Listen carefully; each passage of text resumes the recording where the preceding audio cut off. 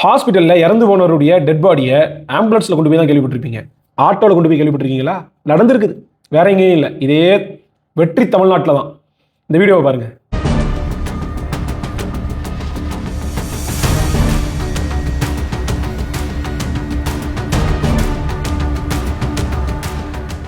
விருதுநகர் மாவட்டம் ராஜபாளையம் கவர்மெண்ட் ஹாஸ்பிட்டலில் 61 வயது மதிக்கத்தக்க ஒரு பெரியவர் இறந்து போறாரு. இவருடைய உடம்பை ஹாஸ்பிட்டல்ல இருந்து வீட்டுக்கு கொண்டு போகணும். நமக்கு தெரியும், இறந்தா ஆம்புலன்ஸ்ல தான் கொண்டு போய் கொடுப்பாங்க. இறுதி சடங்கெல்லாம் செய்வாங்க. ராஜபாளையம் கவர்மெண்ட் ஆஸ்பத்திரியில ஆம்புலன்ஸ் இல்லை. அரசாங்கம் ஆம்புலன்ஸ் இங்கே கொடுக்கல. அதனால என்ன பண்ணியிருக்காங்கன்னா, இறந்த அந்த பிணத்தை ஆட்டோல வச்சு கொண்டு போயிருக்காங்க. எவ்வளவு கேவலம்!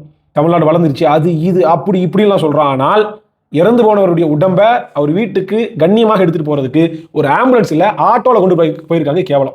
அப்போ ஒரு கவர்மெண்ட் ஆஸ்பத்திரிக்கு ஆம்புலன்ஸ் கூட கொடுக்க துப்பற்ற தமிழ்நாடு அரசு, முதலமைச்சர் விஜய் சர்வசாதாரணமாக 2 நாளைக்கு முன்னாடி அறிவிக்கிறார், 234 சட்டமன்ற உறுப்பினர்களுக்கும் கார் கொடுக்க போறேன் அப்படின்னு.